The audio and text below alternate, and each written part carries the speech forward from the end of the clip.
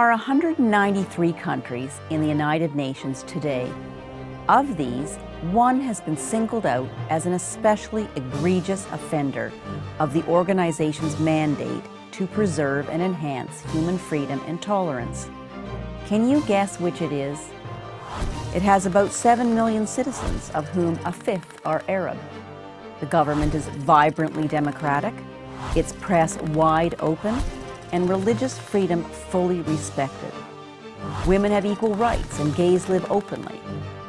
The answer is Israel. Here are some facts.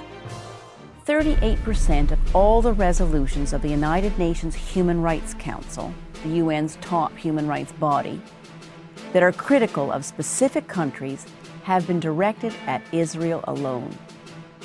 The Council has a permanent agenda that governs every regular session. This agenda is composed of 10 items, one of which is always reserved for criticizing Israel. Between 2006, when the Council was created, and 2012, it published 48 reports condemning Israel. During that same period, there were 9 reports on Syria's mass killings and torture of its own citizens, 3 on Iran's genocide-threatening regime, and not one on, for example, China, which denies more than 1 billion people elementary freedoms. I could go on, but I think you get the idea. So we are faced with a choice. Either there's something very wrong with Israel that I'm not telling you about, or there's something very wrong with the United Nations that you should know about.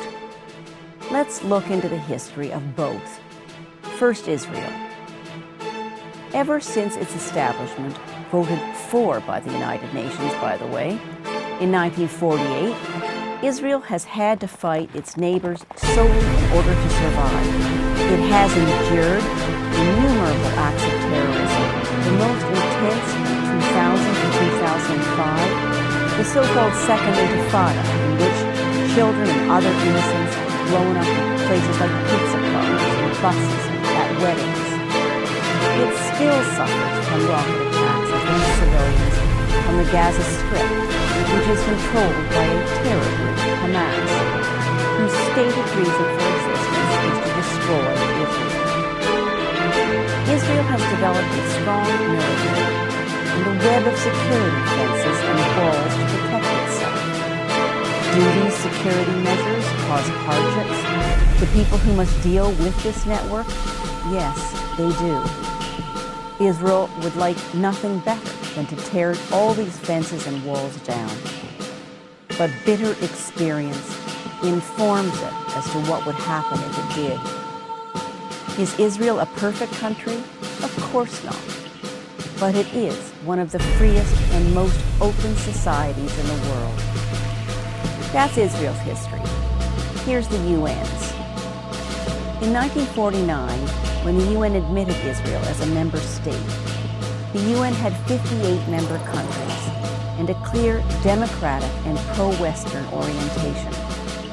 Today, the UN has 193 member countries, most of which are not even free.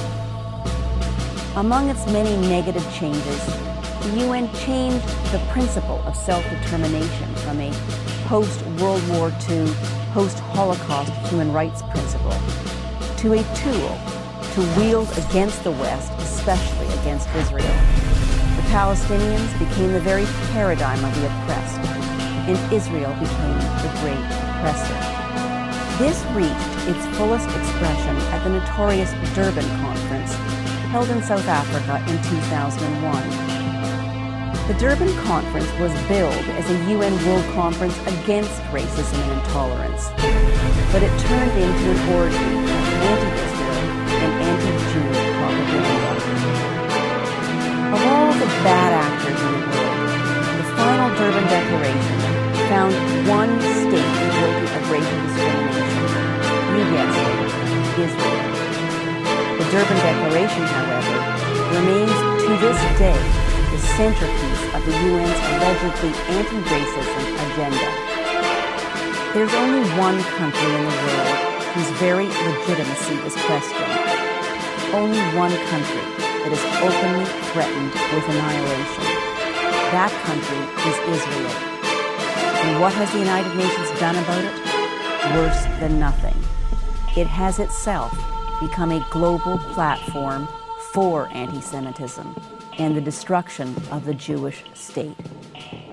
I'm Ann Bayevsky, director of the Turo Human Rights Institute for Prager University.